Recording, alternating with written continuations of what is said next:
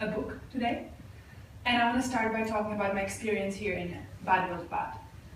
And one of the things that I really enjoy about the summer school is the location and the fact that we are surrounded by nature. And I think since the day we arrived, every day I find time to actually go into the forest, also into the park, which is so beautiful. And I just enjoy the freshness and the fact that I can be in nature. And I think it's the moments when we start miss something, the moment when we start lacking something, that we start appreciating it. And me personally, when I was living in New York, I felt like I'm disconnected from the nature. And I also know, and you probably know about these places as well, around the world where people don't have access to nature, or at least to pure nature, how we have here. And this is due to different reasons, degradation of the environment, also climate change, the way Mother Earth is speaking to us. I personally believe that we have the responsibility to protect the environment and to protect the Mother Earth, as Gerrit reminded us about the way we can look at it as well yesterday. So recently I came across a book that is called Earth in Mind. Any of you is familiar with it? Okay. It's the subtitle here is on education, environment, and the human prospect.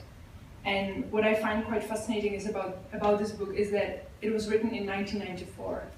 So it's more than 20 years ago. And I started reading it and I was like, this is so relevant. This is like, I felt like if the person just wrote it yesterday.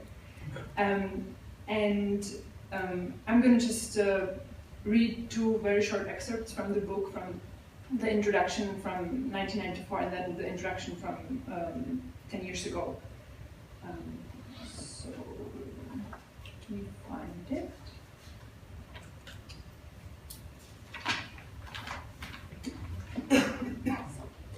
Much of the current debate about educational standards and reforms, however, is driven by the belief that we must prepare the young only to compete effectively in the global economy. That done, all will be well, or so it is assumed. But there are better reasons to reform education, which have to do with the rapid decline in the habitability of the earth. The kind of discipline-centric education that enabled us to industrialize the earth will not necessarily help us heal the damage caused by industrialization. Yale University historian Paul Kennedy, after surveying the century ahead, reached broadly similar conclusions, calling for nothing less than the re-education of humankind. Yet we continue to educate the young for the most part as if there were no planetary emergency. It is widely assumed that environmental problems will be solved by technology of one sort or another. Better technology can certainly help, but the crisis is not first and foremost one of technology. Rather, it is a crisis within the minds that develop and use technology. The disordering of ecological systems and of the great biochemical cycles of the earth reflects a prior disorder in the thought, perception, imagination, intellectual priorities, and loyalties inherent in the industrial mind.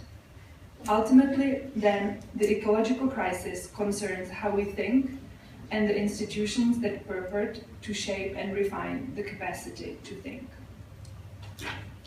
And I want to finish with this quote from the book. Still, I think H.G. Wells had it right when he said that we are in a race between education and catastrophe. That race will be decided in the classrooms around the world, and in all of the places that foster intelligence, thought, and good heart.